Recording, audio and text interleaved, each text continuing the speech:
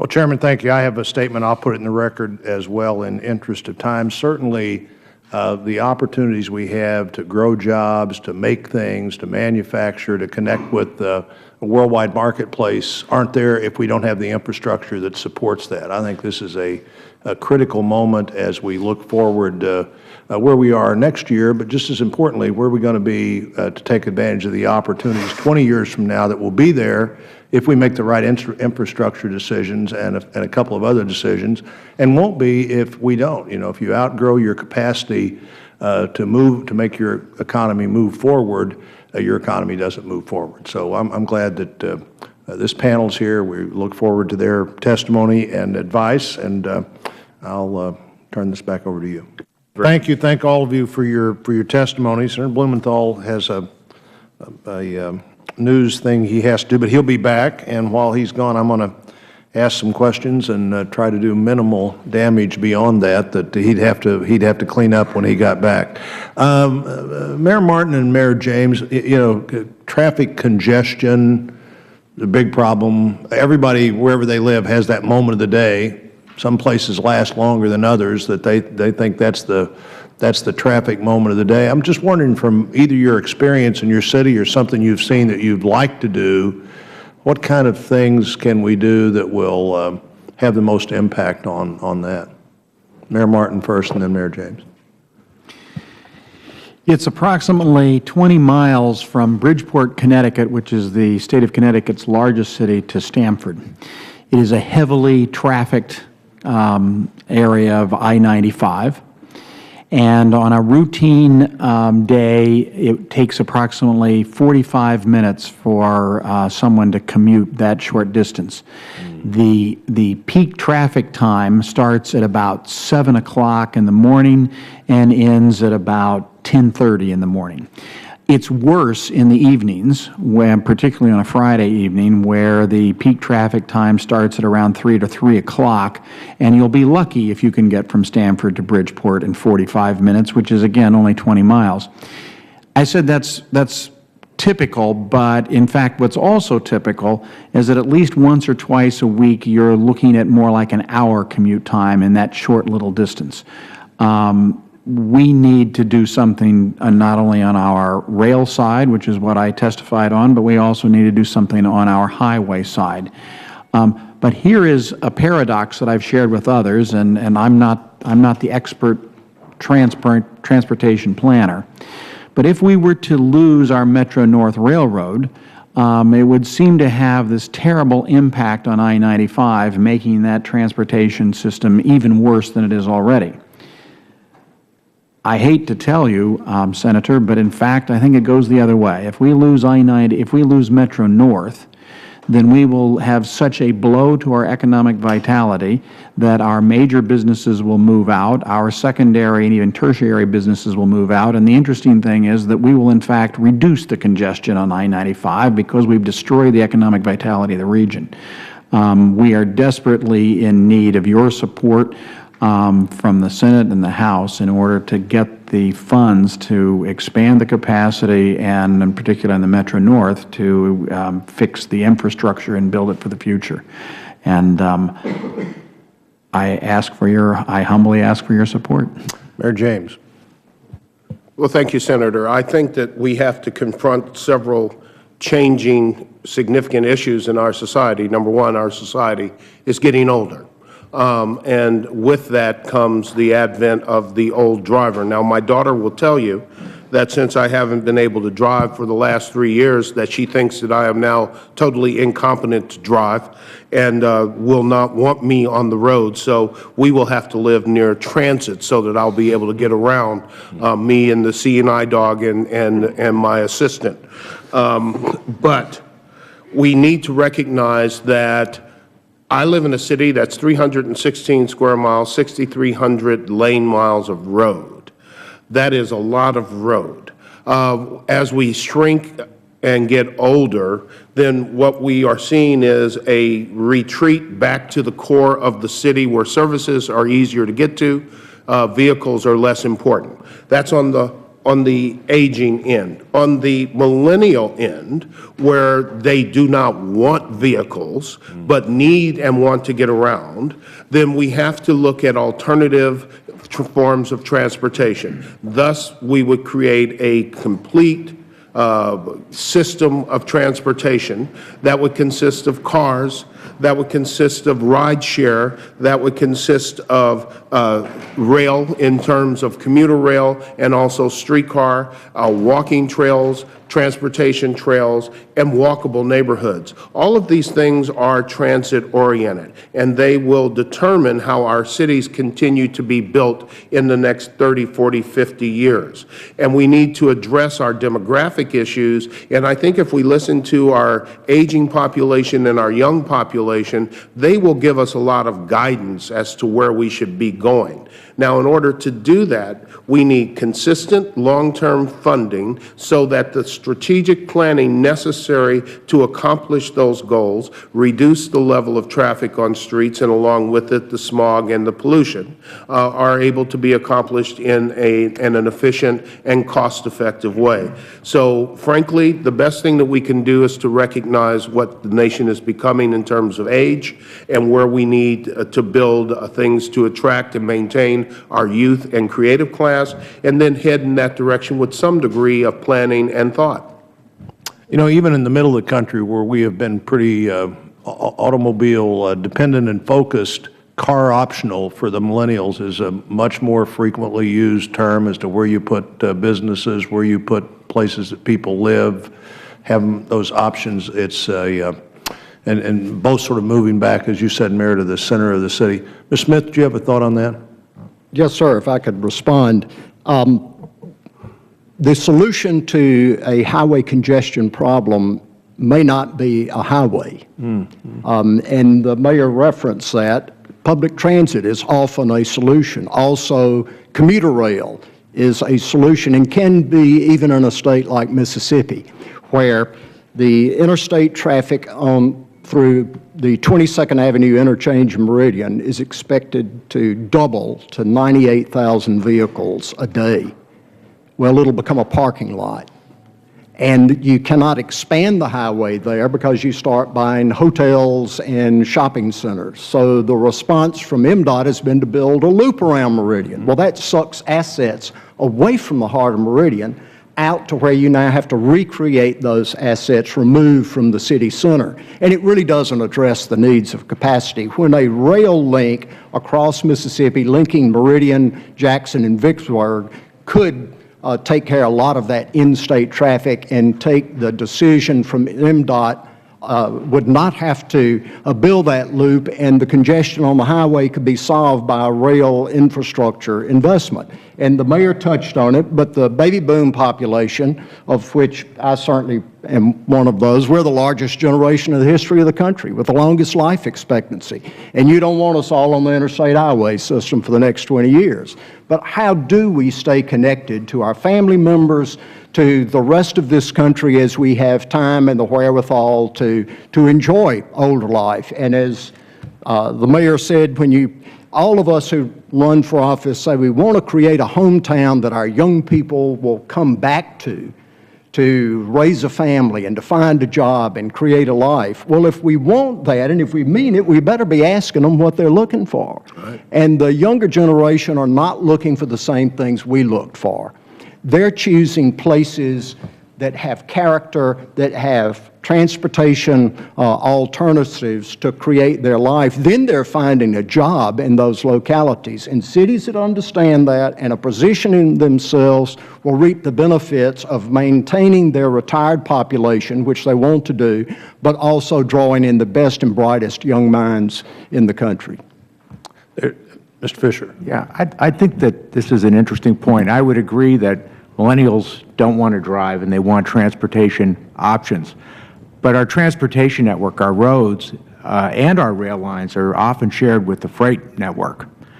And one way that we can free up our highway system is by building an effective multimodal transportation system so the trucks and rail don't interfere with passenger traffic, and that passenger rail traffic doesn't compete with freight rail traffic. Some of the most congested areas in the United States are freight hubs, and freight hubs tend to be population centers.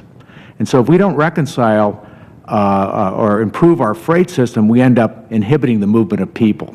And do you want to give, I was going to ask you about that very topic. Do you want to maybe give me an example of either in our country or somewhere else where really the multimodal, the intermodal freight system is doing what we would want it to do? Sure. What are good examples of that? Well, in your state, we redeveloped the Richard Gebauer Air Force Base, and that is on the NAFTA highway.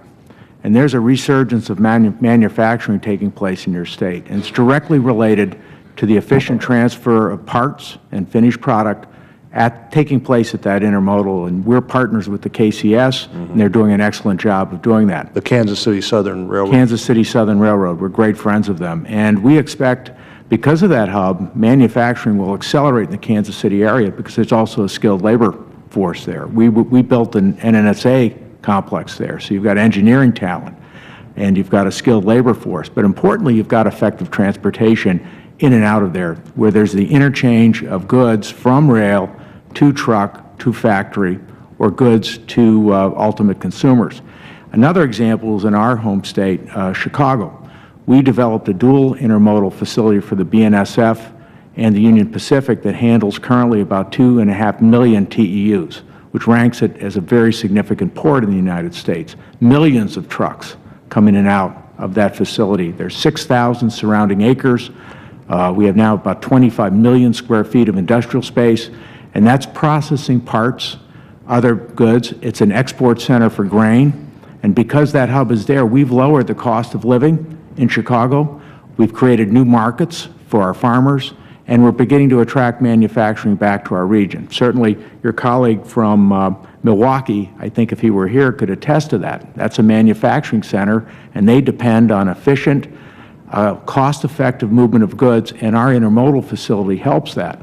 Now, one of the things, that's a good thing for our region. A bad thing is we have all Class 6-1s, all 6 Class 1s converge in Chicago, and so passenger traffic definitely competes with rail traffic. I know most people don't understand the freight system until they're waiting at a train crossing, waiting for the freight train to go by. That happens a lot in Chicago. So you're tying up people that could be productively engaged in their jobs, and many times you have trains stopped because passenger traffic is moving. So that's when you look at multimodal program and an integrated approach to transportation. It's got to account for passenger traffic, but it really does have to account for the interchange of goods from rail to truck, and at our ports, from ports to rail or trucks. And the most congested areas that impose the greatest costs on Americans, all of us, are where those interconnections take place. And that's what Congress can really help focus us on by using selected, prioritized funding to align all the interests that we've got to get into the room and thinking together to fix those transfer points that increasingly will be in our urban areas. And how critical do you see water as part of that, particularly in the middle of the country where Mayor Martin's from and Mayor James and you and I live? Yeah, I think the Mississippi River is a tremendous asset. I just retired. I bought a house in New Orleans. I watched huge barges go up and down the river. We just bought a barge terminal in Joliet. Barge traffic is going to increase. It's a very low-cost way of moving bulk goods. When I talked about export of resources and resource movement, those are very heavy commodities, and it's a natural to move those by barge. So water is really important, but also how those goods get, again, interchanged between barges and trains or barges and trucks. And to use the analogy again, it really is a relay race.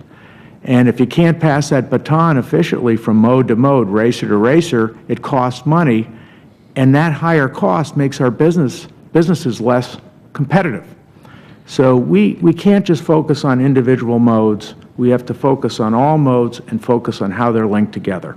And that's what an integrated policy could accomplish, prioritized projects and selected funding to incentivize all the different people that touch these things to work together. And if your productive capacity, whether it's in agriculture or manufacturing or anything else, outgrows your infrastructure, it won't have outgrown your infrastructure for very long. Back to Mayor Martin's point, you begin to go the other way. And that's why I think we're at such a crisis point on what we're doing now as it relates to where we'll be a decade from now and a decade after that. And no question. I picked up the Wall Street Journal yesterday, and farmers had a bumper crop. Grain's piled up because there isn't the equipment or the network to get it to our ports. It's costing our farmers money. They're worried about getting fertilizer to their fields for the spring season. I mean, in every sector of our the economy, railroad being otherwise occupied is part of that. But it's part of that, but part of that is capacity on the system. And planning, these projects take years, and it's a lot of hard work. Our company, I've been through many of them, and Congress can help by looking at this holistically. You can't just look at the roadway system, the passenger rail system. You got to look at it all together. It's all of a piece. The supply chain is all of a piece. And as one comment I'd like to make, data now is driving these decisions. There are companies out there that are developing algorithms to say, what's the cheapest way to move this product to this? And the United States doesn't have to be in the supply chain. If it's expensive to move things around this country, we won't make things here. We'll buy things here. Right. And if, we want to make things here, and our freight network is essential to being able to do that. Chairman.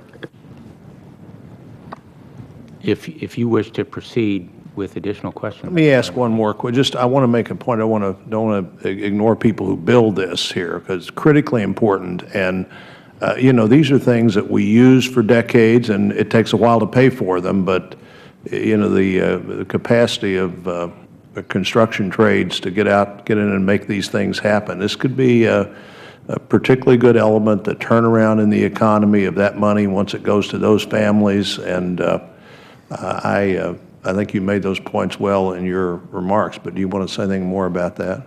Yeah, thank you, Senator Blunt. What we really need is a long-term vision with the capacity to fund it on these various modes of transportation. I had mentioned the Olmsted Dam project. That's a dam and a lock that's 1,200 feet, and the reason they're 1,200 feet is the old ones used to be 600. That way they don't have to break the barges down. You can move more product quicker and get it out there in this global economy. But it takes a lot of planning, and it takes a lot of time to build these projects. We've been building the Olmsted Dam since 1996. We still have 7 years to go. The Corps developed a new way to build a dam. I don't think they'll ever try that way again. They used to build them the old-fashioned way, put a cofferdam around the area, make it dry, and then build the dam. But they tried something new to float. It's something that they apparently had done in Europe, but it's delayed it. But our guys are all about trying to build the infrastructure, and we want to do it. We've got the skills to do it. We're not asking anybody for any money. We do our own training. We pay for our own health care. We have skilled trades that are proud to make careers out of this, at good living, good middle-class wages. So, but we need the help of all the brains around this table and the two senators here in this room to help us make sure that there's the funding in place so that we can create those job opportunities. Senator, if I could just add something on the river issue. If the Mississippi is the vena cava of water travel in this country, then the Missouri is certainly a major vessel. And we all know that the vena cava won't work if all the other vessels are clogged up. If we are going to have a truly intermodal system, and that includes water, then we need to be looking at all of our navigable rivers and waterways to make sure that they contribute to, as opposed to detract from, the ultimate issue of getting things to the ultimate port. Good point. And the Missouri, you leave a river out here if you're not careful, the Missouri, the Illinois, the Ohio, all make this inland drainage system with the biggest contiguous piece of agricultural land in the world, incredibly competitive and valuable if, as Mr. Fisher said, we get the right thing on the right mode of transportation at the right moment in the process for the right amount of time. And if we don't, and if we don't have those options, we're not nearly as competitive as we could be if we do have. And I have said a number of times lately, of course, where I live, it might be logical to say that, but I think the I think the Mississippi River is about to become more important than it's been in 100 years. I think we see a real revitalization of the riverways generally, and that just happens to be our biggest of the rivers. But the riverways generally, as they become a much more critical part of commerce, they've never not been part of commerce in the last couple of 100 years, but certainly the focus on the river that we had 100 years ago and the century before that, I think we're about to see that same kind of intensity, because it does get all of that off of the other things that we're trying to make less congested. I would agree with you. Our business focused on rail, intermodal rail. We bought our first barge terminal, and we're looking at several others. And having barge is really, really important as a competitive, to a business. They could move it by rail. My friends in the rail business don't like it, but you can also move it by barge. And having that competition, again, helps transportation costs to be low. If you permit me, I'd like to comment a little bit on wages. We have many, many friends in the labor movement. Illinois is a union state, and there's a lot of talk about how wages are high in the United States. As a practical matter, if we keep our transportation costs low, it offsets that which some would perceive as a disadvantage for locating here. We have very highly skilled workers, and they should be paid a commensurate wage. And that may deter industry from locating here, but if you can move goods efficiently from mode to mode to mode, get them to international and national markets, we can pay people well.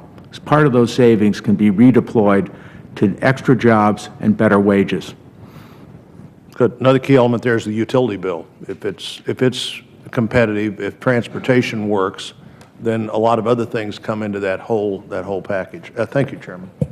I would suggest to the ranking member, if he has more questions, I'd be happy to continue. No, I'm grateful for everybody's time. It was a very helpful hearing, lots of helpful perspectives for us, and I'm walking away with about 4 really good new examples to talk about, and sometimes I can go a lot longer than a 2-hour hearing before I can get 4 things that I can carry away. I assume, Mayor Martin, the Hannibal Bridge headed toward Hannibal, Missouri, where you cross the Mississippi River, which, if you're not from, is quite a ways away, but I think that's where you cross the Mississippi coming out of Illinois, which is, I guess, why you call it the Hannibal Bridge? I believe that Mark Twain's father was one of the original investors in the Hannibal to St. Joe Railroad. And what it did across the Mississippi, I believe you're correct, but I don't know, but then when they built the bridge in Kansas City, causing the change in the rail to move away from St. Joe and down to Kansas City. And that's why it's the Hannibal Bridge on the western part of Missouri, even though Hannibal is on the eastern, right on the shore of Mississippi. But I believe you're correct. Mississippi River, right. Yeah, I think you're right. And if I know anything about Mark Twain's father, if he invested, they lost money. Senator, I think there's another part to that, too, that Kansas City acted and took advantage of and worked with its congressional delegation to make sure that the only money that would be used for that would be to Kansas City. I would encourage that same thinking right now.